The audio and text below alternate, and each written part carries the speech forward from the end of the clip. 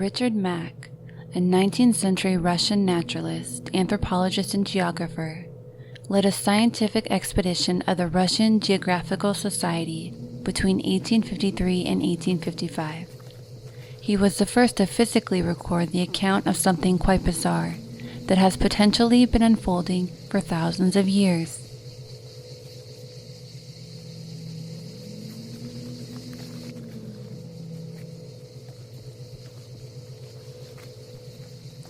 This area, also known as the Yakutia or the Siberian Taiga, one of the least explored areas in the world, is as unspoiled and unexplored as the Amazon jungle, containing more than 100,000 square kilometers of uninhabited land, barren of any trails.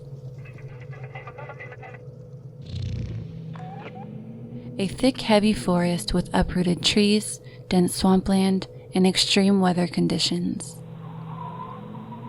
Largely uninhabitable and referred to as one of the coldest areas in the world during winter months, in which all wildlife, for some reason, prefer to avoid, except for herds of mosquitoes. The locals have cultivated their own terminology for this area, referred to in their own language as Death Valley, for ancient travelers who chose to visit often wouldn't return, and if they did would find themselves very sick and pass away there shortly after.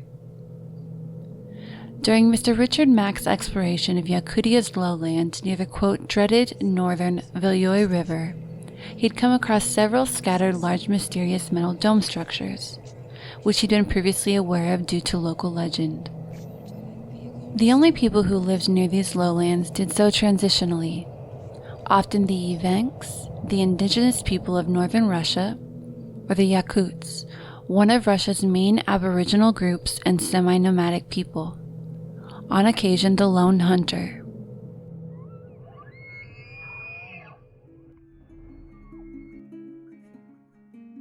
These domes were said to be of a copper-red color, smooth on top with sharp edges, measuring 20 to 30 feet in diameter with walls approximately 2 inches thick, protruding from the ground sporadically along the Viljoy River, with some of them appearing quite different from one another. A few of the domes were said to have contained entrances on top with spiral staircases leading downward into 4 distinct, empty, large chambers. Those who stumbled upon these, quote, cauldrons, noticed a strange quality to them. For upon descending the spiral staircase, the chambers were kept extremely warm despite the lack of any sort of heating mechanism, even amidst freezing temperatures. Some of these cauldrons contained no entrance at all. Any visitor has been unable to obtain a sample of this dome material with any tool form due to its strange, indestructible quality. The locals were very aware of this region and communicated that anyone who entered the domes or came close to them would experience sickness, such as hair loss, nausea, fever, and peculiar skin conditions. The local Yakut tribe claimed that these domes served as protectors of the land, re-emerging from the ground emitting a shoot-up of, quote, fiery whirlwind, upward towards some sort of an opposing foreign object in the sky, such as a meteor, only to resubmerge to their original position after this supposed sky battle. There are many tales of explorers traveling to this region and experiencing enigmas. The metal structures have then been confirmed by Mikhail Koretsky between 1933 and 1947, who'd traveled to the area multiple times in search of gold. He'd claimed to have witnessed 7 domes, each measuring 20 to 30 feet in diameter, with the surrounding vegetation right around the domes appearing much more lush than in any other location. In 1971, an Evenki hunter described an encounter here in which he had witnessed skinny, black, one-eyed creatures with iron uniforms just lying there in the dome chambers. It may be relevant to note that the locals cultivated terminology before this event relating to iron men. This hunter spread the word and wanted to show anyone that would come see it, but no one believed him. Unfortunately, he had soon passed, and this area was so remote that it could only be revisited by helicopter.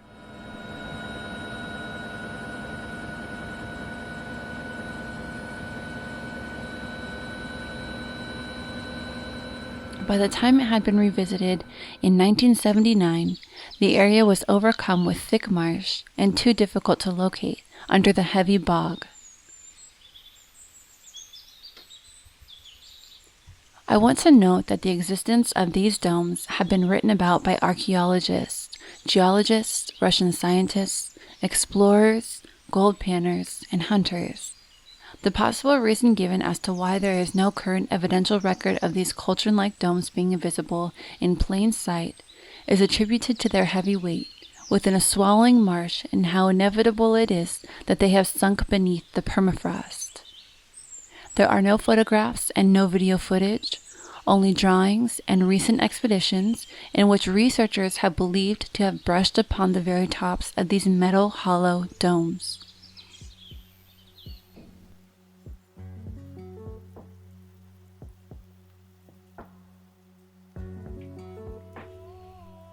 Ivan Makurli, a prominent cryptozoologist, author, explorer, and engineer of the Czech Republic, decided to further explore the area in the early 2000s. Ivan and his crew couldn't afford to take a helicopter as it would cost $1,500 per hour. So they decided to use motor paragliding. Upon reaching the destination, the exploration crew spotted a strange circular pattern emitting from a marsh near the northern Viol River. They explored on foot and did in fact find that the area was very unusual. Makurli, who has since passed away, recorded his experience. In a perfectly circular pond, this time only 10 meters in diameter, was a smooth, solid, gigantic, and slightly curved dome, covered in a layer of mud. With the help of a pole, we groped its shape, but unfortunately lacked the equipment to expose it. We would have had to drain the water and remove the mud. Our expedition was not funded by wealthy sponsors, and so we couldn't afford to load the plane with proper equipment and exceed the weight limit. Our investigation was further impeded by odd health problems, which manifested themselves after we spent a night near the sunken Cauldrons. On the following day, I was suddenly overcome by dizziness, leading to fainting, a complete loss of balance, choking, and chills, completely without cause. I couldn't stand, I was losing my vision, and was unable to eat or drink anything. The crisis lasted all day. It was as if the evil demons of the Tiaga conspired against us. We didn't have a doctor with us, and when my condition did not improve by the following day, we boarded the raft and spent all night and the next day drifting down the river, fleeing the valley of death as fast as we could. Now, there are other strange events that have occurred in the same area that some believe to be of relevance. One of which is the Tunguska event, which still remains a mystery of hot topic.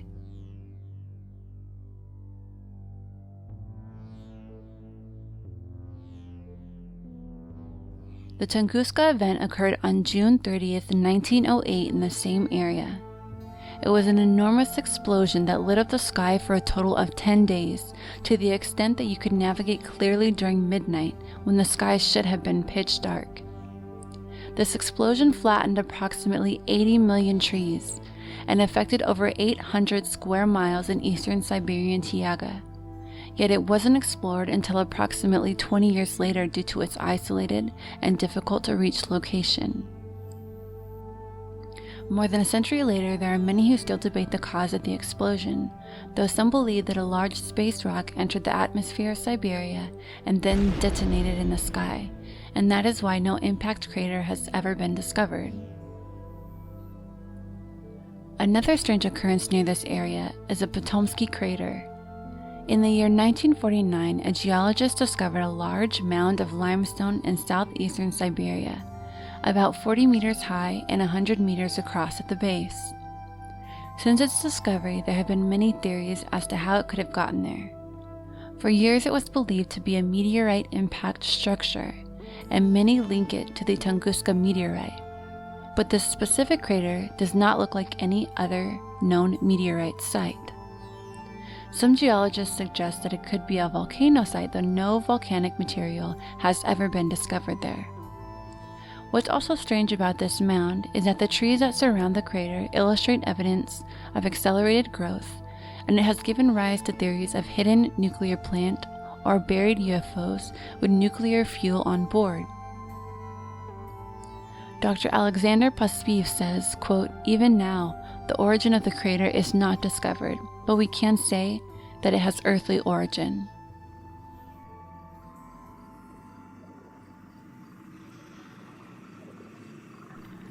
Around 2013, in the summer months, a scientist by the name of Michael Visak led an investigation of the copper-like domes with a team of 3 geologists, 1 astrophysicist, 1 mechanical engineer, and 3 research assistants. Aerial surveillance was conducted, and researchers noted an odd circular structure in the same area that domes had been previously reported.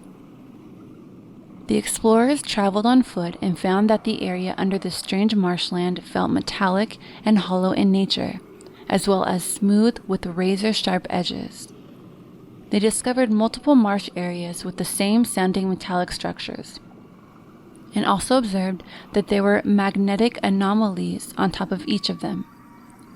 But shortly after they began to navigate these marshes, a couple of the crew members began to feel very sick, which, I might add, are similar symptoms to that of radiation poisoning. Quote, "I felt very dizzy all of a sudden, lost my balance, and had a fever, and I didn't know why.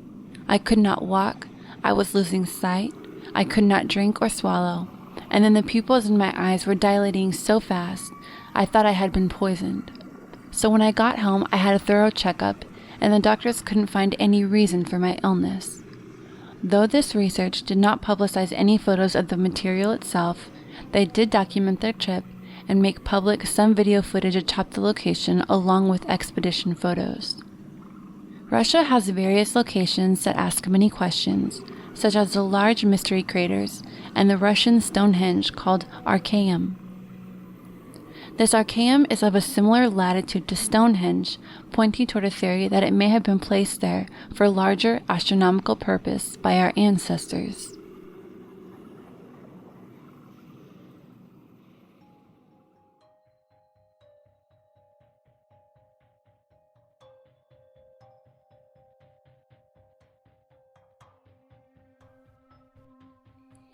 Like any mystery, there are many theories relating to the Siberian cauldrons.